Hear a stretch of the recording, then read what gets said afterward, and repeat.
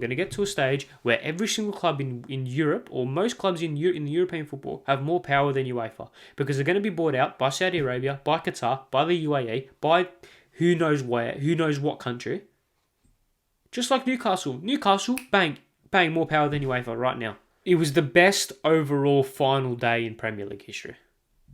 From the relegation scrap, to the Europa League scrap, to the top four scrap, to the title race.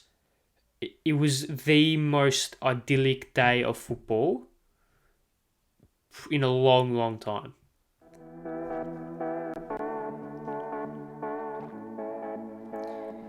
Hello, everybody, and welcome back to another episode of the 2 Foot Tackle podcast.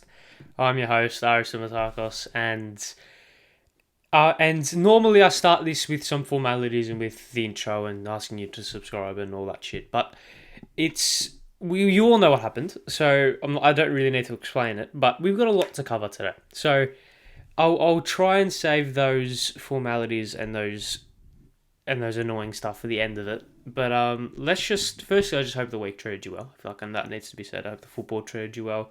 It was a madness. It was a madness for everything, and we're going to dive into a lot. So let's just crack on and let's get this started straight away, because I don't want to waste time. I don't want to waste unnecessary time.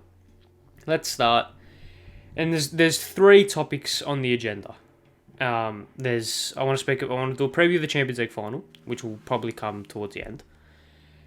Let's talk about the last day of both Premier League and Serie A as well, because that happened. And let's talk about the Mbappe re-signing and what that means for a lot of different things. Now, let's start. Where should we start? Let's start with the final day. Let's start with that. Let's start with the most recent on topic or on more relevant news. It was the last day of the Premier League season. It happened for me last night. For if you're listening to it when it comes out a couple of days ago, it was something else. It was something else. Personally, my team Chelsea didn't have a foot in the race. I think we had already secured third by all accounts. Yeah, we did. So we'd already secured third, so we weren't really playing for anything. But, and I preface this by saying gamble responsibly, everyone. But I had a $1 multi, 24 legs, paying out 450 grand. So that's what I was keeping my eye on. Newsflash, it didn't get up. But gamble responsibly as always. But it was for me, from my point of view, it was a very neutral final day. I didn't really have an affiliation with any side. I just wanted to see drama, and boy, did we get drama. And I feel like the best way to go about talking about this final day is by just going about each storyline, and we'll leave the best storyline till last. But let's look at the relegation scrap first. And let's go. So it was obviously Burnley and Leeds, the two sides that were battling relegation. Obviously, Burnley playing at home to Newcastle, Leeds playing away from home to Brentford. And it was Leeds who thought they had the breakthrough first through Joe Galtart, but it was ruled offside. And then Burnley hearts were broken through Callum Wilson. And then Callum Wilson again. So on the 20th minute mark, Callum Wilson scored a penalty, and then again in the 60th minute. And I think at this stage, we all thought it was done. And then when Leeds scored through Rafinha, we all thought it was done again. But there was obviously drama still to come, with goals coming from Maxwell Cornet, I believe, for Burnley. Let me just double check that. Yes, Maxwell Cornet, and then Sergi Canos for Brentford, and which through the last 15 minutes of this relegation battle, which has been ebbing and flowing throughout the whole season, up for grabs with about 10 minutes to play. And it was tough because no one was really watching this game. I was at a house, and there was 4 screens on at various stages. So it was like stimulation overload at certain points. But Burnley couldn't find that breakthrough, and it was I felt like it was gonna come. I was waiting for a goal at Burnley. I just thought that'd be typical of them, but it was Leeds who had the final say through Jack Harrison. They stay up. Burnley go down, and there's two ways you can look at this Burnley relegation. There's two ways. You can either look at it you can either say, I'm glad to see the back of them. I'm glad to just get them out of the league and don't let them come back.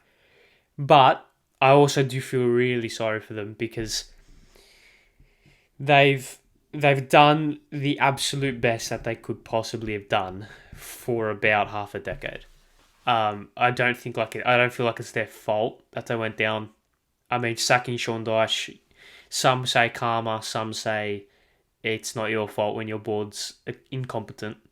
But apparently they've had a takeover happen, which I've spoken to a Burnley fan. He says that the takeover's not looking good for them, considering that they've gone down, which could put them in some financial difficulties, which I feel really sorry for them, because as much as you don't want to go to Turf Moor, and as much as you don't want to watch Burnley play, and as much as for a Chelsea supporter living in Australia, you're looking at Chelsea versus Burnley at Turf Moor at 4:30 in the morning, you're thinking I'd rather do a lot than watch that game. But I do feel sorry for them. I do hold some sympathy towards them, because I feel like they're a club that are one of the true shithouse clubs left, and I feel like we're getting into this era of football where it's very, very, very expansive, very, very fluid, very tactical, very very hipster, if you were to call it that. Obviously, you got your Brightons and your Crystal Palaces and these type of clubs who play good football, which I love watching, and I would watch that football over Burnley football every day of the week.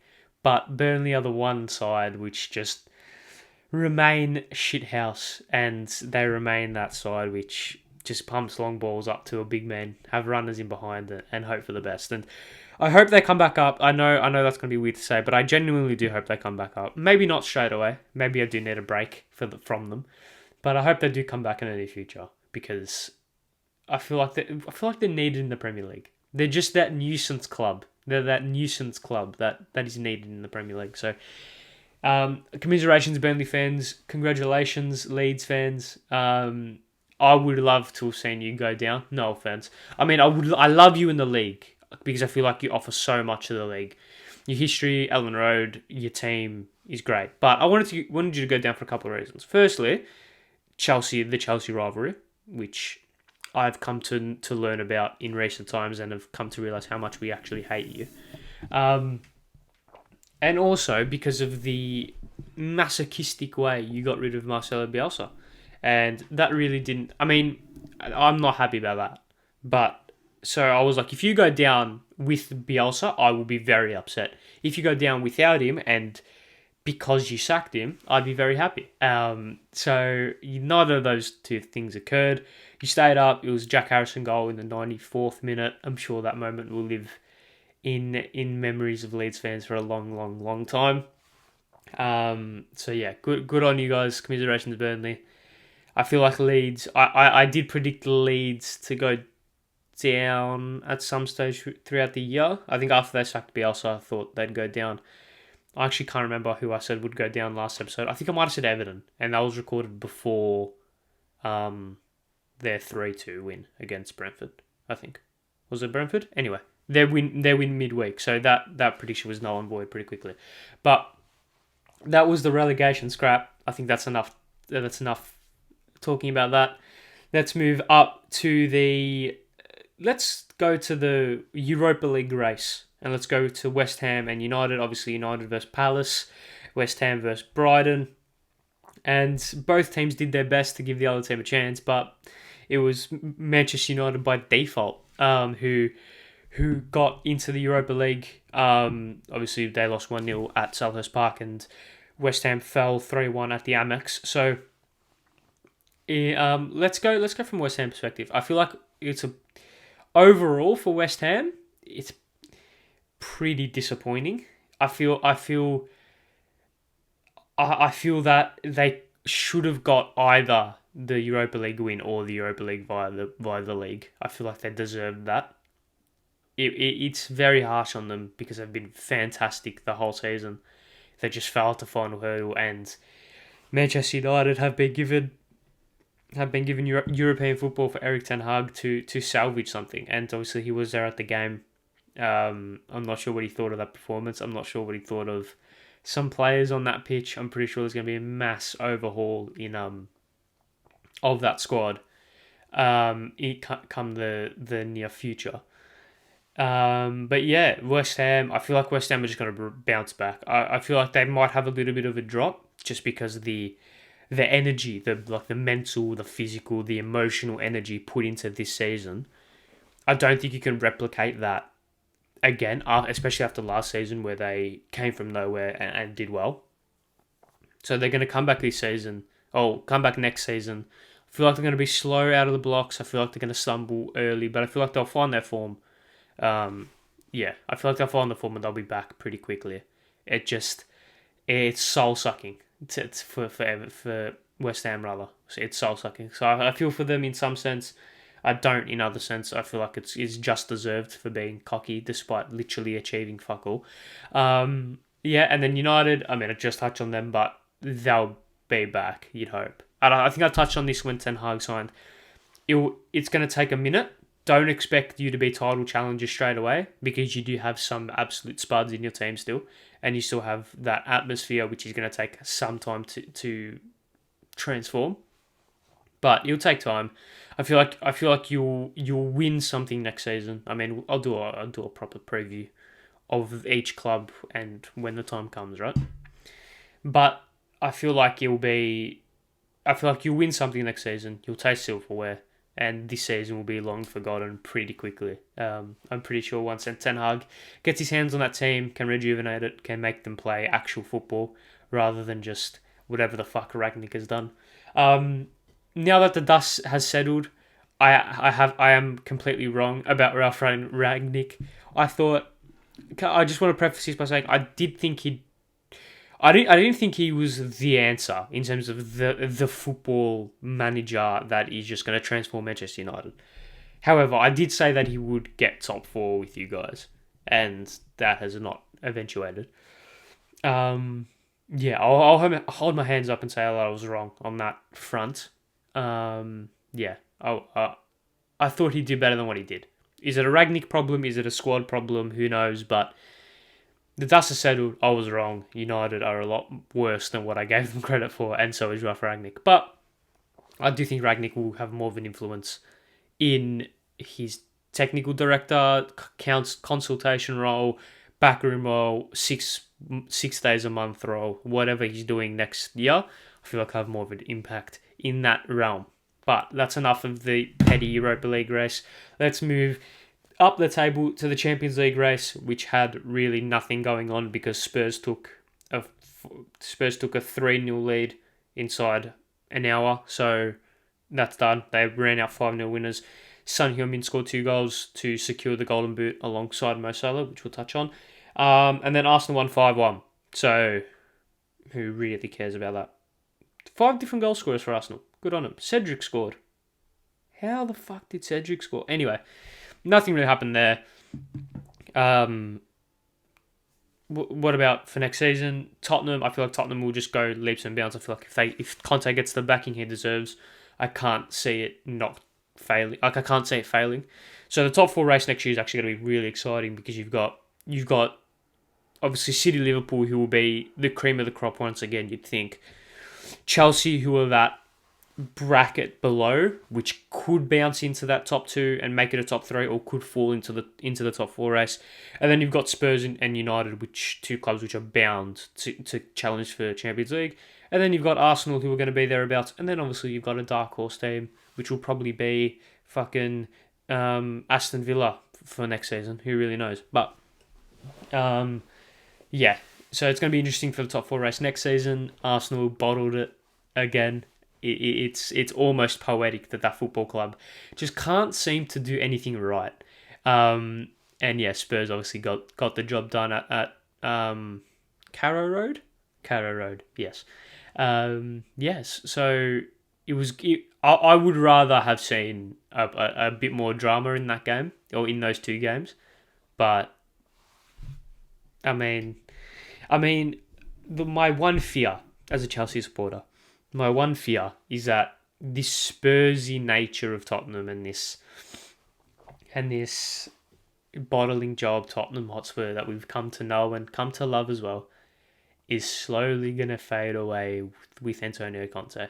And the best thing for every single neutral is that Antonio Conte leaves Tottenham Hotspur right now. Will that happen? Probably not. Should it happen? Probably not. Would I be ecstatic if it did happen? Absolutely. But I feel like Conte is the man to turn Tottenham around as a football club and as an organisation. So it has to change at some point. So yeah, I feel like Conte is that guy. Hopefully not, but I do think that Spurs should get top four next season. That should be the minimum expectation for Spurs. And then Arsenal. I think I said this a couple of episodes back about Arteta. A lot of Arsenal fans are going to be really impatient next season. They're going to want results straight away. They're going to want wins straight away. They're going to want massive turnaround from the squad and from the players. Arsenal fans need to be patient. This is a long-term project. I know you guys are frustrated that you want success straight away because you've lacked it for so many years. I get that. But under Arteta and the system that he's playing and with the players that he's got, it's going to take time. Next season, don't be surprised if you guys regress ever so slightly because that's part of the process. Success is not linear. So if you guys fall back and maybe finish 5th or 6th next season as well, don't panic. Trust Arteta, trust the process, and then the season after that, when you've got the experience under your belt, you've got some good players that have finally settled into the system, then you can rebound, and then you can bounce back and get to the top 4 and start winning trophies and stuff. I feel like not this season, the next season. So 2023-24 is the season for Arsenal to be looking at, okay, this is where we can seriously make a dent in the top 4 race or dent in like European competitions. Personally. But I know Arsenal fans are impatient, so they'll probably want him out after losing 8 games next season. So, who knows? That's enough for that. Now, obviously, Chelsea 1-2-1 at Watford. I actually didn't watch this game. So, I know Kennedy started.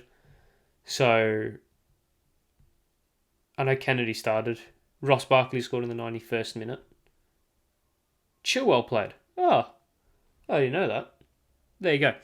Okay, and now let's go to the big talking point. Let's go to the creme de la creme, the piece de resistance of what was the final day of the Premier League season, and it was the most bizarre experience I think I've had in a long time watching football. I've seen cup finals, I've seen Champions League finals, I've seen last days as well. I mean, let's not forget it was only 3 seasons ago where City Liverpool had this exact same title race. I've seen relegation scraps. I've seen everything. This is probably the most memorable football experience I will have in a long time. This and the Champions League final last season, obviously with my Chelsea boys, but it almost went to the perfect script. It almost went to the perfect script because as a neutral and if you were to script this, I'm not sure you could have scripted it any better. If you're a Liverpool fan, I spoke to some Liverpool fans on the day or last night, and I posed this question: would you rather City go 3-0 up inside 20 minutes and the game's done, the league's done with an hour to go? Or would you rather it fall like the Aguero moment? Would you rather it fall at the brink where you have that hope, but you've been ripped away? And the main consensus was the latter, which surprised me because if Chelsea were in that position, I'd want the band-aid ripped off. I'd want City to go 3-0 up inside 20 minutes. Game's done and dusted. I can settle into the fact that we haven't won the league with the game still going. I don't have to feel that heartbreak. But Liverpool fans are sadistic, obviously, and do I say they got what they deserved? Well, they got what they asked for, or especially the ones that I spoke to. So it was it was a bizarre day. A bizarre day. Almost idyllic, almost picturesque, almost everything you could have wanted. I feel like there was just something there that was just missing. Maybe another goal, maybe something else, but it was pretty perfect. It was pretty perfect. And I'll take you through what obviously you guys know because you guys watched it. But when it was never going to be straightforward. Never going to be straightforward. You look at the Aguero moment, never straightforward. You look at even 2 seasons ago, Shea Duffy scored to put Brighton ahead. It was never going to be straightforward. However, I didn't think that Pedro Neto would give Wolves the lead inside 2 minutes. And that threw a spanner in the works. Because all of a sudden, City are kind of waiting for Liverpool to punch back. Because all City needed to win, obviously. And like Liverpool needed to win. That was a non-negotiable for them. So when they go behind after 2 minutes, it creates this really weird feeling amongst City fans and City players and obviously Pep Guardiola because, wait, this game doesn't really mean anything yet because Liverpool are behind. Liverpool now scored 2 goals. So what are we doing here? Are we risking going for the win? Are we risking going for the win and then allowing that risk to get hit on the counter? Or should we just hold possession? Don't have 90% possession until half time and then reset from there. It was a really bizarre twist to the tale, which I think no one thought would happen. Anyway, Neto scores, and then it is a game of almost cat and mouse. It's a game of who punches back first or who punches first. And I do believe it was Matty Cash scored in the 37th minute. So it was Sadio Mane who equalised. So all of a sudden, we're back square. We're back a level. It's 1-1 and it's 0-0 and it's kind of a moment of reset for everyone. It's like, all right, we're back to where we started. Let's go again. And then maybe City didn't react quick enough because they obviously would have heard the news like that. They would have had a member of the backroom staff have direct correspondence to their bench or something like that. They would have known pretty much straight away what the result was at Anfield.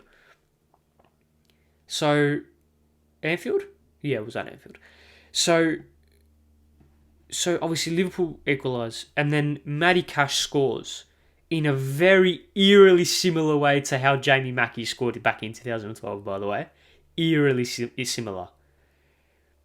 So Matty Cash scores and it's almost a moment of out-of-body experience because it's happening again. It's happening again. They're going behind and it's actually going to happen. Like this drama, this almost picturesque way that all neutrals thought and wanted this final day to occur was going to happen. Whether you wanted City to win the league or Liverpool to win the league, everyone wants drama.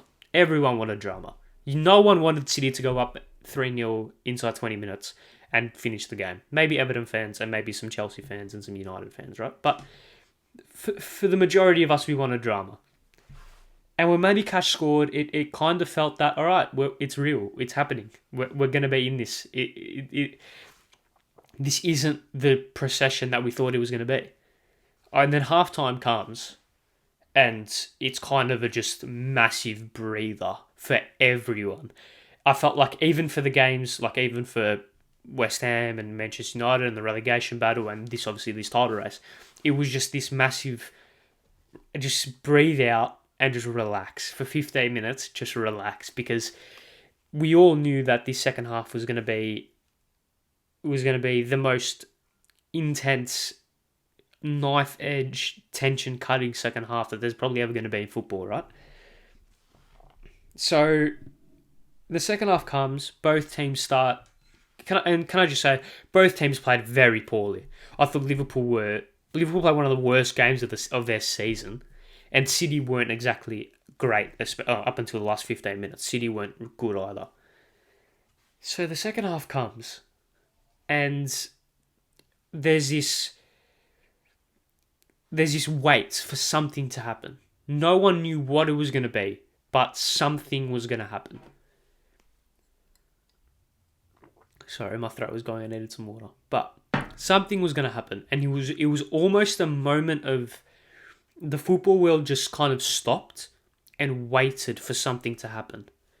And, I mean, once again, gamble responsibly. I put it in my bet for Philip Coutinho to score or assist. And that, when he goes through, when he puts it onto his right foot and cuts across goal and scores to make it 2-0 to Aston Villa, I genuinely feel that it was one of those moments where it is the sliding doors moment. Because City, and I feel like they could have done this, and I don't think anyone would have blamed them for doing this. They could have been like, all right, we've given it everything. We've given it everything for 5 years. We've just fallen short. Because I didn't see any way that City were going to win that game from that point on. I genuinely did not see any way for City to win that game when Philip Coutinho scored. And I mean, once again, you can't write the script any better, right? Former Liverpool player, former Liverpool coach, or former Liverpool player in Philip Coutinho, and then former Liverpool legend in Steven Gerrard on the touchline. You couldn't write it any better. You cannot write this. This is the perfect script for a neutral. This is the perfect script, and for entertainment and for football history and for moments, this is the perfect script. Steven Gerrard and Philip Coutinho put Aston Villa 2-0 up at the Etihad. They're just waiting for Mo Salah to come on and score a goal.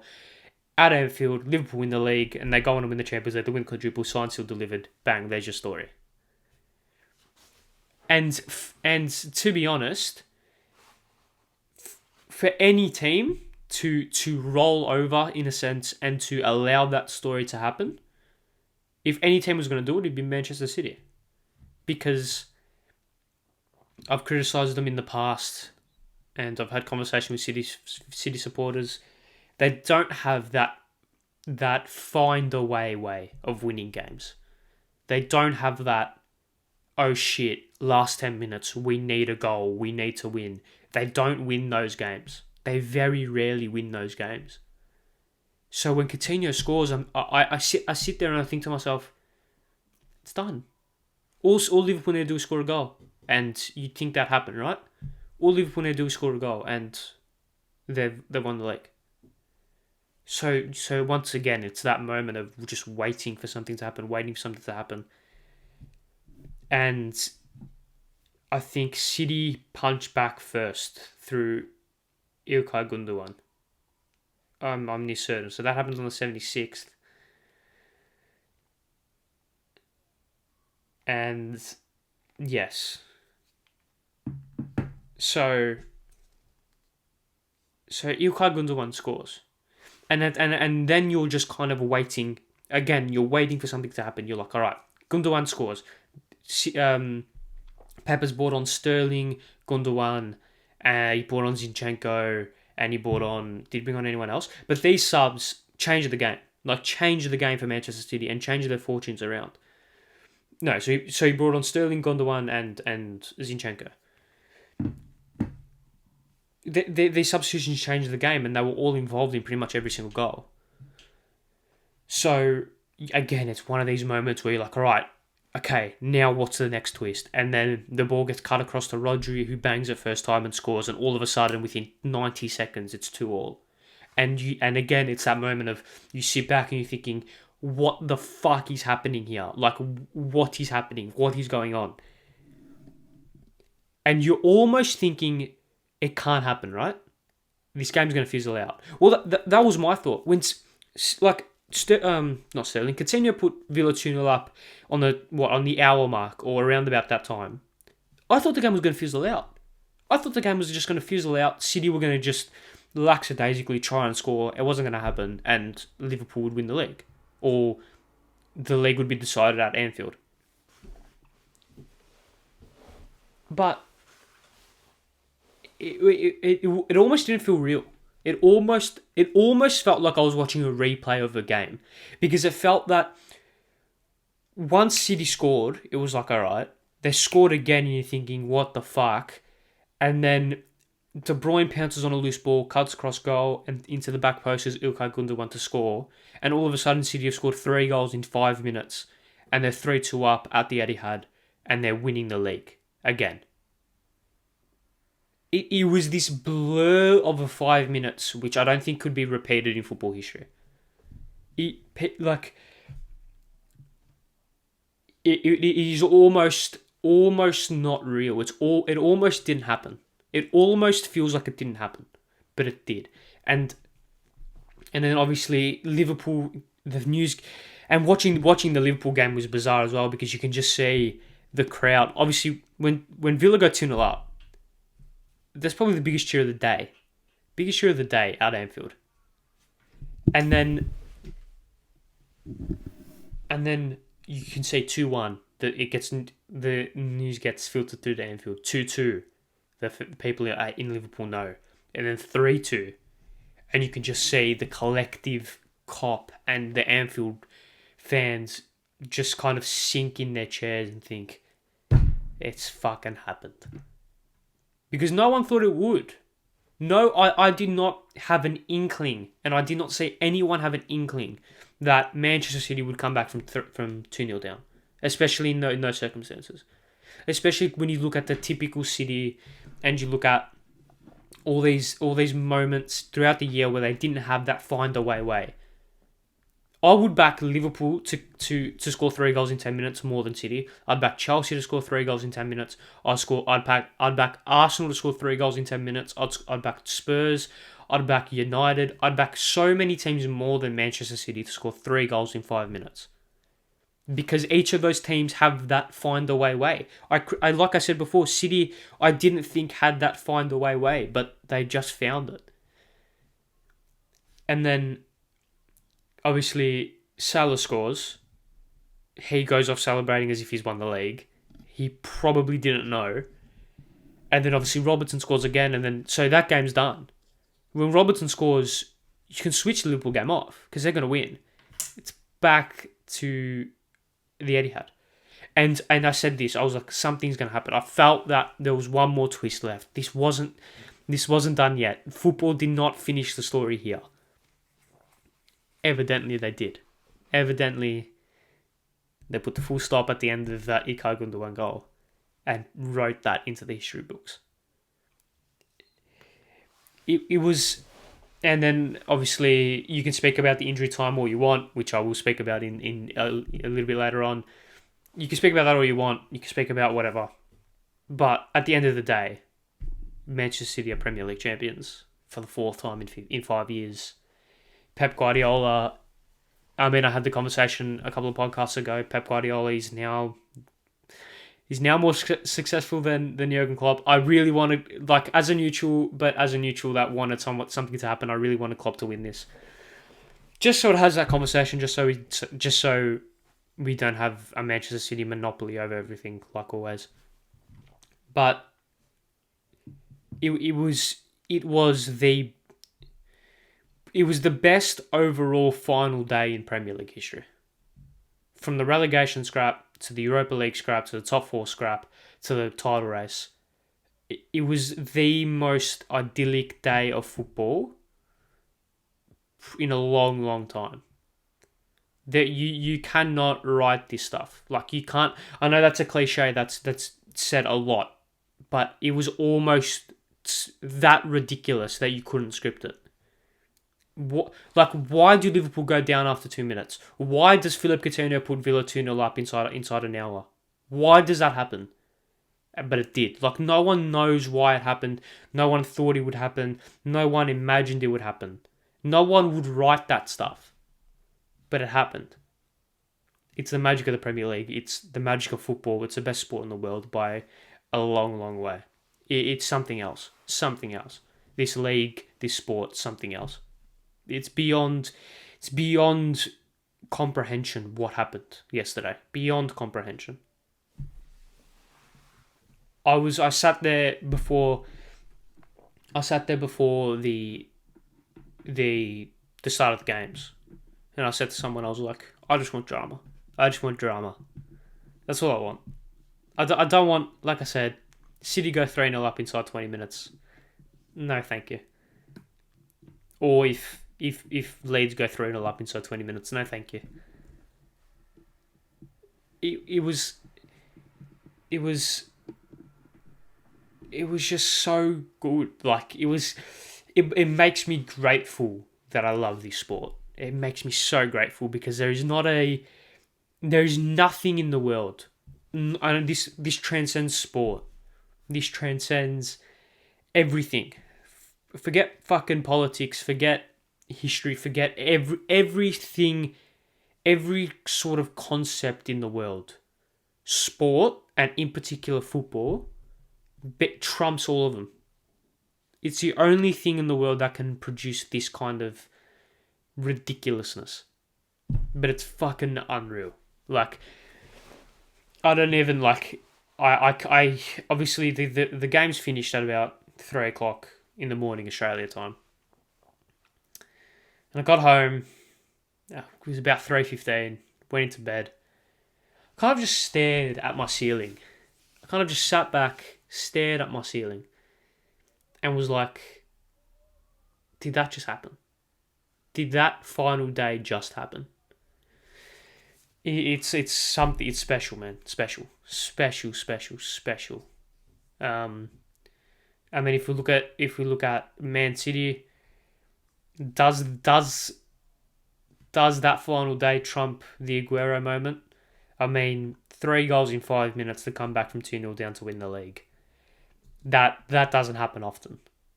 So it's a good conversation to have. I feel like the Aguero moment holds a lot more emotional weight, considering it was their first Premier League and this and everything. But in terms of footballing drama, you can't beat the Aguero moment in terms of drama. You can't. That's impossible. As much as I've loved this final day, that moment will never be topped in the history of sport. I don't think. But this came fucking close to doing it. This came very close to trumping the untrumpable, to beating the unbeatable, to out-dramatizing the out-dramatizingable. Like, it kind of felt like the sequel to what was the Aguero moment. I feel like these 2 days need to be a movie, and Manchester City fans will fucking buy that movie in bulk and have it on every single day until the rest of eternity. But this feels like the sequel. It feels like the series, and I tell you what, it feels like there's a trilogy coming. Hopefully it's next season. I don't want to look too far ahead. Hopefully it's next season. Hopefully it's my team in the spotlight. But I feel like we're all jealous of both Liverpool and City in that situation. Chelsea fans were probably the only team that didn't have anything to play for. I mean, you have West Ham and United battling for Europa League. I know Europa League literally means fuck all, but it's still a European. You'd rather be in the Europa League than Conference League. Obviously, Tottenham and Arsenal battling for top 4. City and Liverpool battling for the title. Chelsea supporters hadn't. I didn't even watch a Chelsea game because what's the point? I was jealous. I was jealous of that feeling. I was envious of those emotions. As much as I loved it as a neutral, and as much as I wanted my $450,000 bet on a $1 stake to that sounds really weird. A $1 bet paying out $450,000. Can I just say? As much as I wanted that to get up and gamble responsibly, as much as I wanted that to get up. And as much as I was riding that, and as much as I was riding my brother's Liverpool supporter, I've got mates who are Liverpool supporters. I've got mates who are United supporters. I know a City supporter. I've got these people in my life that I can kind of feel this moment and this day with, like, through them. It's different. It's different. I want, like... football, hey? Fucking football, hey? I've rambled. It's 40 minutes into this podcast and we've still got 2 things to talk about. I'm telling you, this podcast is going to go for an hour and a half. I felt like I just needed to just get, like... to just relate, like just speak it, because I was actually very tempted to do this podcast last night when I got home at about 3 a.m. But I thought it'd just be incoherent because I was tired. I was coming off 6 hours sleep. I hadn't slept in pretty much 20 hours. I would have just rambled. You think I'm rambling now? I would have just rambled for days about if I spoke about this last night. But it was, from all the way down to Leeds and Burnley to West Ham and United to Arsenal, Spurs to Man City, Liverpool. It was the summation of a glorious Premier League season with twists, with turns, with unexpected results, who would have thought that Everton could be going down at the start of the season? Who would have thought that Man United would be battling for Europa League when people thought that they'd finish top 4 or even win the league? Who would have thought that we'd have one of the best final days of all time? It makes me, like I said, it makes me grateful that I can speak about this sport once a week. It makes me grateful that I can watch this sport with this much enthusiasm. I mean, you look at, like, the F1 was on last night. The French Open started last night. You have these sports and these events that try to emulate it. I feel like it's the ultimate goal. As much as sport is about competition, as much as sport is about winning, sport is about entertainment. It's about drama. It's almost a movie. Last night, that you could play a simulcast of every single game and release it as a 90-minute movie. Why not? Well, like, why not? Obviously, City, we did the documentary about the Aguero moment. I feel like there's going to be documentaries made about this final day. I feel like if someone doesn't do it, it's a missed opportunity, because it was glorious. It was fucking glorious. Obviously, back at, like, the Aguero moment, that gets overshadowed, but QPR in that game could have gone down as well, but there was just something about this final day, which maybe it's because it's the first one that I've truly experienced, and those who experienced the Aguero moment and that day and those fixtures in its full with memories of it, and were living the moment. I was 8 at the time. I don't think I even watched that final day, right? Maybe they will have different opinion to me, but this is probably one of the best final days in football history. As long as, from what I know anyway. I'm happy to be proven wrong. But there's something about this fucking day, man. Like, I try not to swear on this podcast, but I just can't not emphasize how good football is, man. Like, it is unbeatable. I sympathize with those who don't like this sport. I don't get how you can't. Anyway, 42 minutes, and we've still got 2 things to talk about. I'm actually just going to cut the podcast here, have a break, drink some water, and relax, and then we'll move on to Kylian Mbappe and to the Champions League final preview. Have I finished have I finished talking about the final day? I don't even think I have. What else? Did I miss anything? Let me just look back at the results. Not really. No, I didn't. I didn't miss anything. Fucking hell. And I'll tell you, just ending this quickly.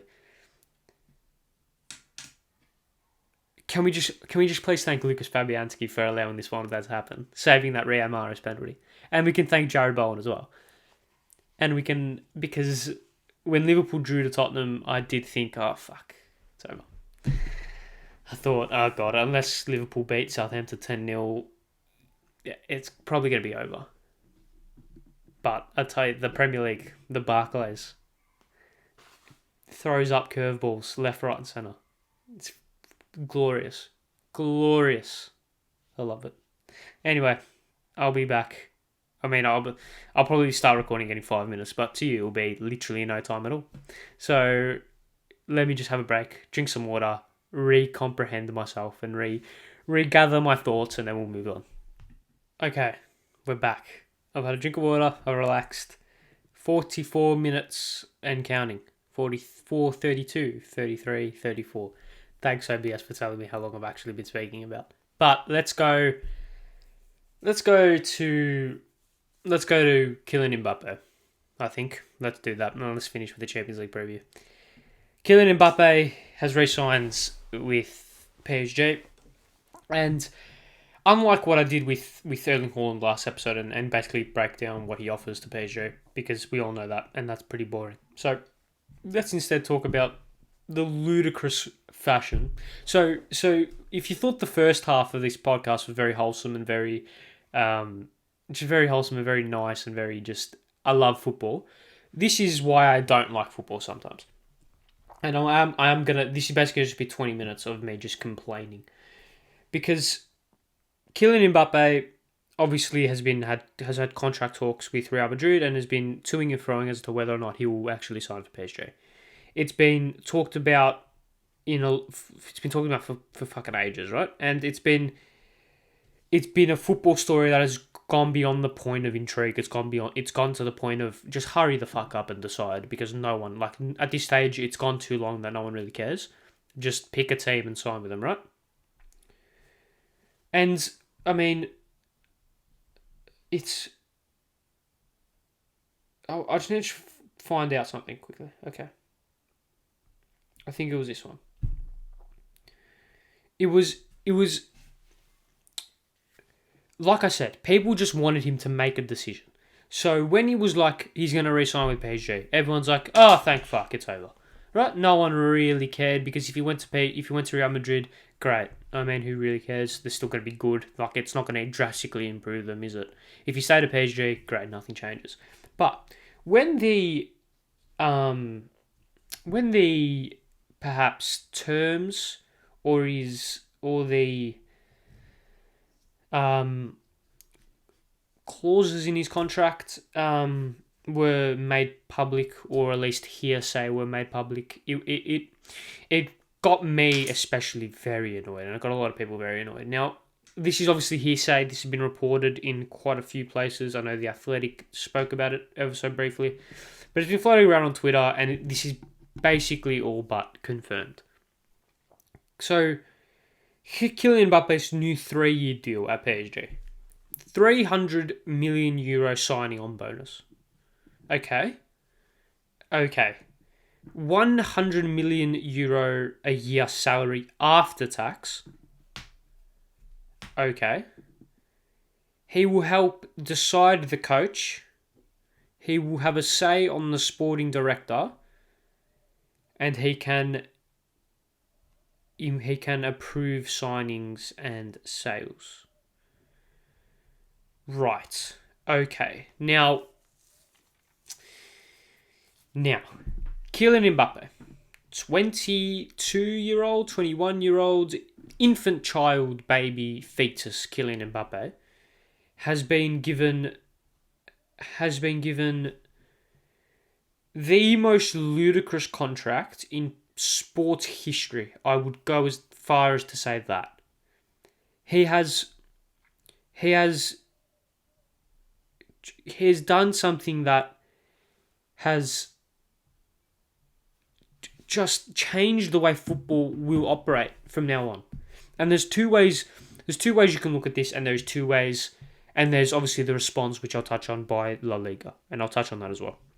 But Kylian Mbappe,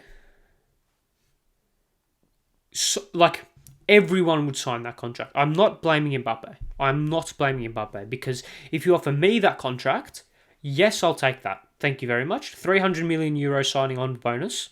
Thank you very much. Where do I sign, right?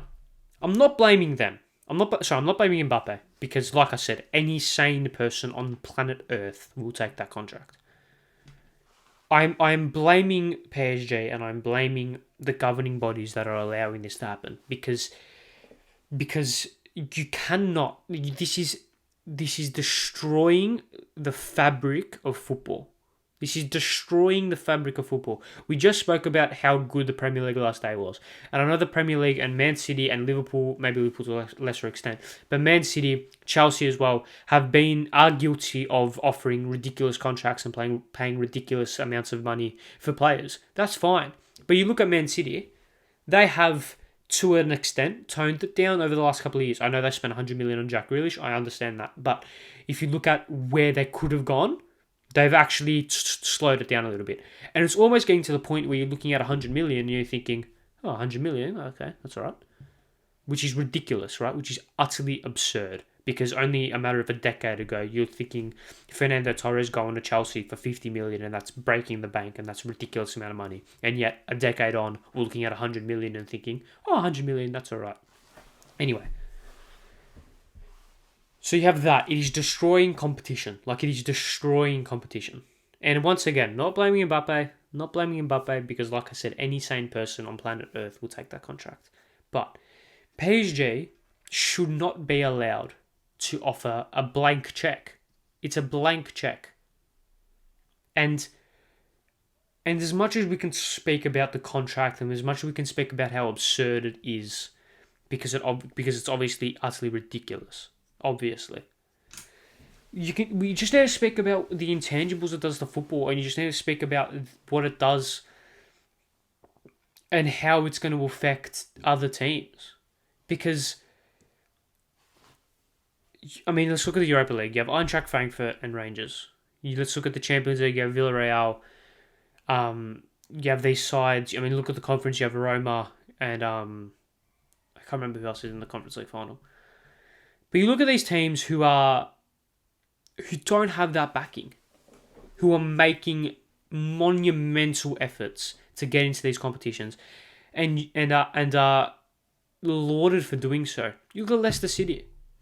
They won Leicester City's Premier League trophy is the best Premier League trophy there will ever be, unless Brentford win it next season. It is the best Premier League trophy there has ever been. Because they did it with signing Conte for 4 million. They signed Mahrez for 300k or whatever it was. They signed Vardy from non-league or from fucking wherever he was.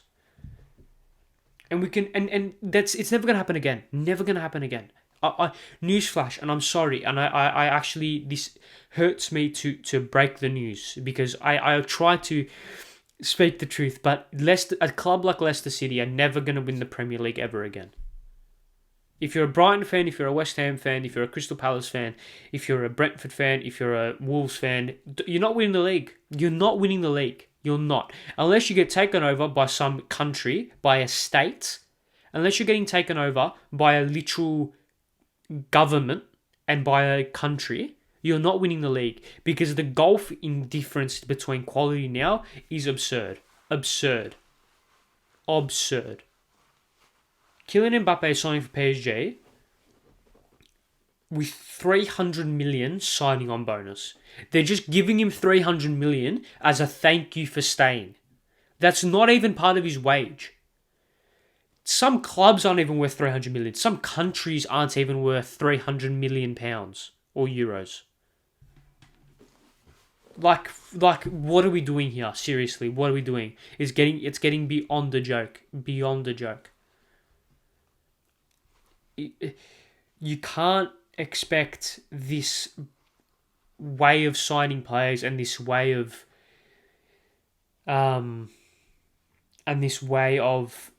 keeping players and this way of spending money to be sustainable. And it goes back down to the governing bodies because, what are you doing about this? Because you look at so obviously this didn't happen overnight. There had to be something to cause it. Why wasn't it shut down at the cause? Why couldn't these governing bodies figure out that maybe what was the first big ridiculous signing? Bale for 90 mil to Real Madrid, maybe Neymar. It'd be one of those, right? Either Bale or Neymar, take your pick, maybe, unless there's one that's not coming to my head at the moment. But why couldn't they just stamp it out right then and there? Maybe Maybe it was Neymar because he went to PSG for that money and PSG are the culprits. Maybe it was, but that's not the point. Why couldn't they just stamp it out then and be like, okay, you're spending 100 million on a player, giving him X amount of money a week, whereas poor fucking Lille are paying 30 grand for their top earner or whatever. This can't happen. This can't fly. And it's beyond the point of damage now, because if UEFA fine PSG, PSG will take them to court and win, because PSG, let's not forget, are run by a state. They are run by the whole state of Qatar. So no shit, they're gonna win. That's why Man City, when Man City were going to be expelled from the Champions League like a couple of seasons ago for whatever they did, I can't remember what they did, but they took UEFA to court, and no shit they're going to win, because they have literally infinite amount of money. UEFA have to realise that they're the governing body of these teams, yet these teams actually hold more power than them. That's simple facts. Simple facts. And we're going to get to a stage in the near future. In the very, very near future, we're going to get to a stage where every single club in Europe, or most clubs in the European football, have more power than UEFA, because they're going to be bought out by Saudi Arabia, by Qatar, by the UAE, by who knows where, who knows what country. Just like Newcastle. Newcastle, bang, more power than UEFA right now. Any sanction that UEFA or the Premier League or the FA give to Newcastle, they'll take them to court and they will bang. See you bye, that court case done, we're free of every sanction. Because they can, because they have infinite amount of money. And they can do this. PSG can do this because they know what are the repercussions going to be. What are you going to do? We can offer Mbappe literal infinite amount of money. The bloke's 16th generation from this point onwards are set financially for their lives. So what is the point? What is the point of, I literally said 10 minutes ago in this podcast, how good's football? What's the point of football now if we're just going to let PSG give a blank check to every player and be like, all right, sign it? Because what are UEFA going to do? What are FIFA going to do? What, sue them? Lol. All right, I'll just hire a better lawyer, and just pay a better lawyer, and just pay a better team, and pay a better legal team, and win, because that's how it works. It's almost getting beat to the point of what's the point? Because like I said with Mbappe before, it went on for too long. So everyone was just just sign with someone. Who cares? No one cared when except for Real Madrid and PSG fans, no one cared when Mbappe re-signed, because it was gone. It was beyond the point of, it's gone on for too long. Who cares? Just sign with someone. So this is over. So we can move on. Yet we still find something to be angry about because of the ridiculous and utterly absurd nature of the contract. It's what are we doing here? What are we doing here? It is creating a gulf in class which is almost beyond the point of repair. And we are subconsciously going towards I don't think it'll be a Super League. I don't think it will, because I feel like that will be, people will just stop watching football. But we are slowly moving to a way of football which is controlled not by governing bodies, not by the fans, but by clubs. And not only by clubs, but by states. We are almost just sleepwalking our way to that. I don't think it'll be a Super League. I know people, seen on Twitter as well, but a lot of people are saying, we're going to a Super League now. I don't think we are. Because I feel like that will cause riots, genuine riots. But PSG are ruining football. They're ruining football. And we yell at people like Florentino Perez, but his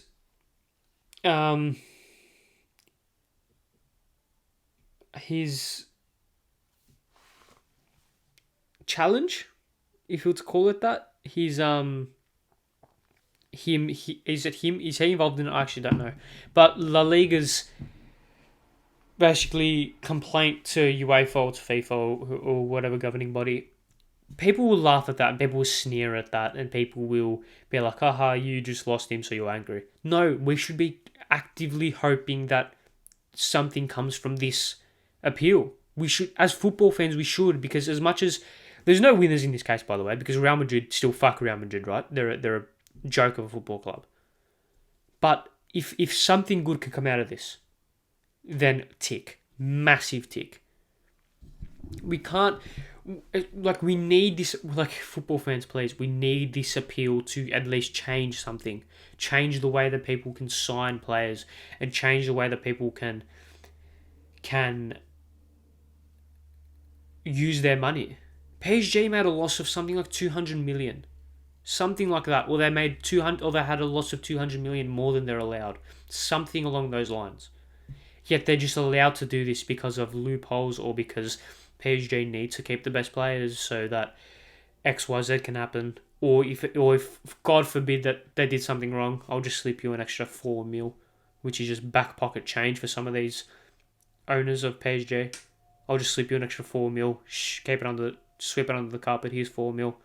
Here's another mil to keep it quiet. Like, I am actively have a disdain and a dislike for the way that the direction football is going, which makes me appreciate teams like Brighton, Palace, Brentford a lot more, because they're doing this on budgets this small.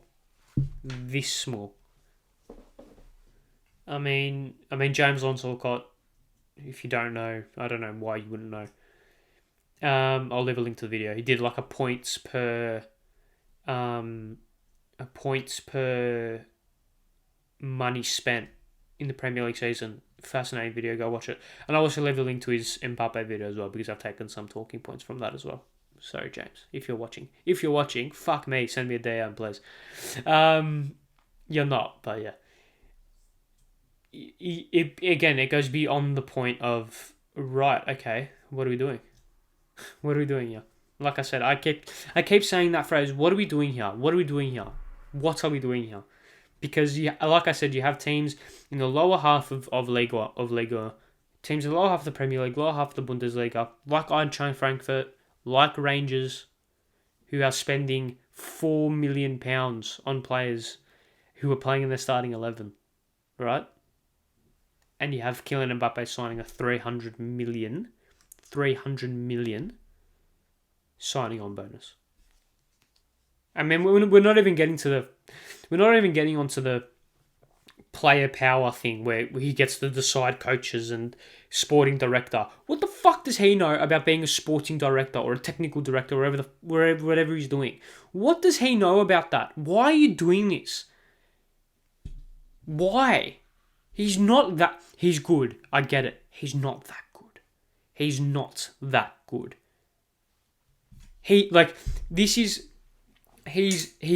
Trust me, pound for pound, probably the best player in the world. Yeah, I understand that. He's not that good. He's really not.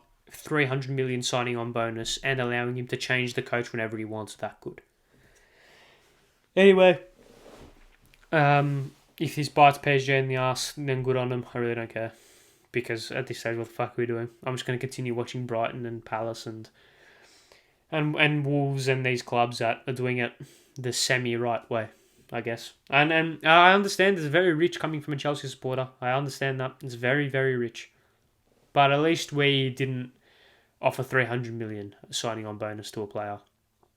And at least we somewhat make our money back in terms of net profit. And at least we have a loan system that works and that gives us some money, and at least we have a youth academy, and at least we have all this stuff. But people will call me biased and people will call me whatever, but it is what it is. Like, it is what it is. So, anyway, let's move on for that, and let's move on to the preview of the Champions League final. And the funny thing is, on my run sheet, I've literally got Mbappe Re-Signs, Last Day Madness, Champions League final. So I really don't have any notes about this. I'm really just going to try to wing this. But it is obviously the Champions League final, Liverpool versus Real Madrid, happening this Sunday, or Sunday our time anyway, in Paris. So let's look at this from both teams' perspective. Let's look at it from a Liverpool perspective first, and let's look at what their preparation might be before the game. So obviously they come off a heartbreaking final day defeat. They lost the league basically. So obviously there's going to be a lot of emotional baggage and mental baggage coming from this game and coming from this weekend. So it's going to be interesting to see how they respond to that. I mean, once again, if any team is going to be able to overcome that, it's going to be Jurgen Klopp's Liverpool, right? They're mentality monsters, right? They just keep going. They just don't. They have no give, right? So I don't think that will necessarily play as big a part as perhaps if this happened to another team. So I think that's just credit to Jurgen Klopp. But from a tactical perspective, I assume Virgil van Dijk will be back. He didn't feature over the weekend, but I'm assuming that's precautionary. And assuming Mo Salah played and scored, so he'll be fine. Thiago came off with an injury, so I'm not exactly sure how that... I mean, that is a massive loss for Liverpool, because he's the piece de resistance of that Liverpool team. Well, Jurgen Klopp faces an anxious wait over whether or not Thiago will be fit. So, I'm just trying to find if I can see. Jurgen Klopp, not good, but I can't say anymore. So, probably won't be fit. So, let's go on the assumption that Thiago won't be fit, because it doesn't look like he will. So, with that, the midfield will probably be Henderson, Fabinho, Keita, which provides a couple of things. You do miss out on that creativity and that artistic playmaking that Thiago offers. But in a game such as the Champions League final, I don't necessarily think that those type of players are hugely important, especially in a game that's going to be such high emotion, such high tension, high tempo. You're going to just need players who are just going to work and put 110%. So I do think Keita, Fabinho, Henderson is not the worst midfielder in the world. You assume their back five with Alisson in goal will be self-explanatory, so no need to talk about it there. And then the front three, depends what they'll do with front three. You'd assume Salah starts. You'd assume Sadio Mane starts. Does Luis Diaz start? Does Jota? Does Firmino? Who knows? But what Liverpool need to do and what Real Madrid have been so good at exploiting so far is they're just so on it. Like, they're so switched on, Real Madrid. And if you give them an inch, they'll take a mile. So Liverpool need to be on from the start. They can't be sloppy. And this is something that I have been critical of Liverpool in the past is they do maybe not start games, but they are susceptible to being a little bit sloppy in their possession. We saw it against Wolves. Wolves were the better team over the 90 minutes because Liverpool were sloppy. They weren't connecting as well as what they could have. Their passes weren't hitting the mark as well as what they would have wanted. So Liverpool need to be on from the start. Otherwise, Real Madrid will take an inch, or if you give Real Madrid an inch, I'll take a mile, right? So there's that, and there's also the way that Liverpool can win. I would assume it would have to be heavily fullback orientated, because you look at what Chelsea did to Real Madrid in the second leg. It was a lot of play down the flanks and like almost playing through those channels and really not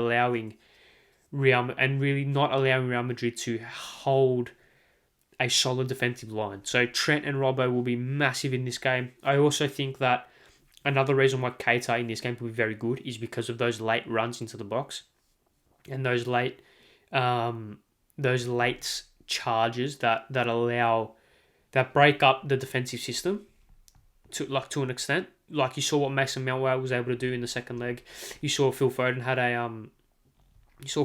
had quite quite a influence in the two legs. So these those that type of player could be very influential for them as well. And the positioning of the wingers will be very interesting because of all of them, you say probably Luis Diaz is their most natural winger. He's probably the player that will hug the touchline a lot more, whereas Jota, Mane, Salah do like to come into those half spaces. Potential overloads on either fullback could be a massive avenue for success for Liverpool, because if you have Trent or Robbo pushing high with either winger pressing that fullback, it creates those gaps, it creates those spaces, and Real Madrid aren't that adept at dealing with those type of plays and that type of system. We saw Chelsea were able to get success in the second leg using those high fullbacks. Obviously, Marcos Alonso scored a goal which was ruled out, and he was obviously very influential in that game as well as Loftus-Cheek, right? So if Loftus-Cheek and Marcos Alonso were able to play well against Real Madrid in that second leg in particular, then I'm pretty sure Robertson and Trent will have an impact as well. So that's probably how Liverpool should approach the game. How Real Madrid should is probably that midfield battle. If they get on top in that midfield battle, I'm not sure what the injuries are like, but I'm assuming it'll be Modric, Kroos, and Casemiro. Yeah. So there's no real issue there. Modric, Kroos, and Casemiro. Maybe with Valverde playing on that right and coming inside a little bit more. If they can get on top of that midfield battle, if they can overload that midfield and really create an uneasy environment for Liverpool to play in, that will be the way that they can control the game and get a foothold into the game. It's going to be interesting to see, because I do think that I mean we've seen Real Madrid can like that, literally. We saw Man City scored 5 goals in 3 goals in 5 minutes. Real Madrid can score 3 goals in 2 minutes.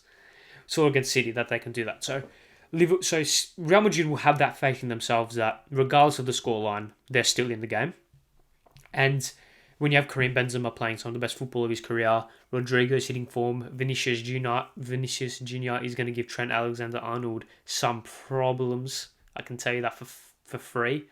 He's going to give him some problems, and that's probably they're probably going to target that right hand side. A lot of teams target that right hand side because it's probably the most susceptible side defensively in that Liverpool team. And people say Trent's a bad defender.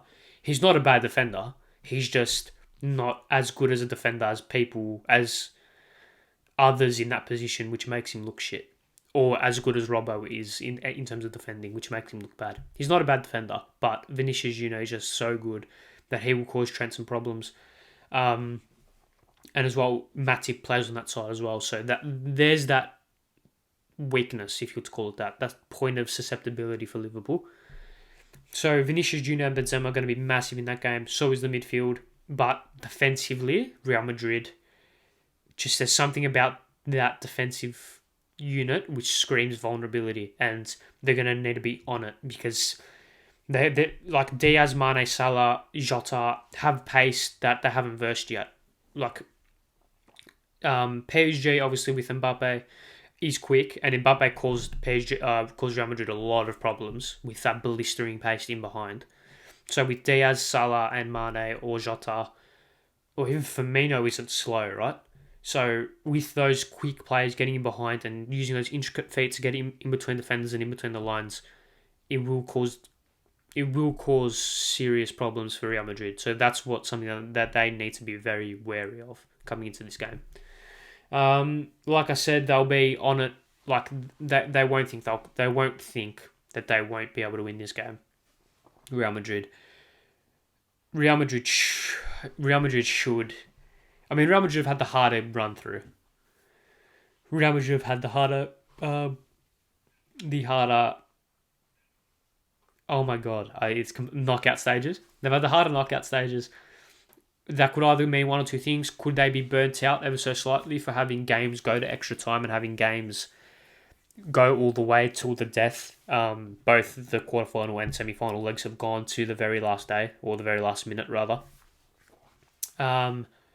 I think even they beat PSG in normal time, but that either will either give them hope and confidence that they can just win no matter what the result, and they will be energized and they will be emotionally charged in this game to back up those results, or they could be spent, they could be just emotionally drained and physically drained about, oh, we have to go through this again into the final, we have to go through it again, we can't not do this type of thing. We can't go through this again type thing. So it's either going to work one or two ways. They're either going to be emotionally charged and fired up because of the journey they've gone through, or they're going to be spent, and they obviously will be used to that level of opposition, which is something that Liverpool haven't been used to. They've had a relatively easy run to the final. I know Villarreal, people heavily underestimated them, and they gave Liverpool a big scare, right? So, again, that could work one or two ways. They got through each tie relatively comfortably. I know Villarreal did give him a scare, but he was comfortable in the end. So it's they're either going to be fresh, ready, energized for this game, or the Wolves result, the losing the Premier League, could just sap their energy a little bit, and then they won't be maybe as sharp to versus a top side because they've had a relatively easy run. So a lot of storylines could come out of this game. Obviously, Mo Salah, there's no Sergio Ramos for Mo Salah to 2 foot. So maybe it'll be Alaba this year, who knows. But obviously Salah, redemption, and I think Liverpool will be ready for redemption, because not only did they lose in the Champions League final all those years ago, they lost last year. It was last year to them in the quarterfinals. Yes, it was 3-1. So, and that was the game where Vinicius Junior gave Trent a bath. So, a lot of storylines, a lot of potential what ifs coming out of this game. But just to give my quick prediction, I am going to go with 2-0 Liverpool. No, 3-1 Liverpool. I just feel like they're going to get on top early. They'll score a couple of quick goals. I feel like it could be 2-0 Liverpool at halftime, because I feel like they'll be on it. I feel like Klopp will make them be on it. Yeah, and then I feel like Real Madrid. I feel like it could go 3-0 Liverpool before PSG score a consolation, or PSG. Just guys, Real Madrid. I feel like it could go 3-0 Liverpool before Real Madrid score a consolation, or it could go 2-1 and then Real Madrid go for the final goal, and then they get hit on the break. But who knows? I think Liverpool will win, and I think it won't be comfortable. It won't be comfortable. Despite what I've said about 3-1, I feel like Real Madrid will give them a big game, a good game. So can't wait for that. The quadruple is no longer on. The treble is on, but the cup treble, the League Cup, FA Cup, Champions League, which is still one hell of an achievement, right? So as a neutral, I don't want Liverpool to win that game, because I really just don't like Real Madrid, and I've slagged them off on this podcast so many times. So seeing Real Madrid lose would be great. It's probably going to come back to bite my ass, but yeah, who knows? And then obviously Liverpool, at least they stand for something, you know? At least their club stands for something. Anyway, let's move on to who went into footed. Now, basically, this is the only segment on this podcast where I look at the only segment on this podcast, but it is where I look at what player, club, organisation, team, pundit, staff member did something dumb and needs to be called out for it, and did something daft. So this week it is Michael Oliver. Now, I said, mate, it feels like an eternity ago I was speaking about the title race, but I was speaking about the added time in stoppage time for Aston Villa, Man City. There was 4 minutes given on added time, and Michael Oliver blew on 30 seconds. So 30 seconds over the minimum 4 minutes, which is fair enough in most senses.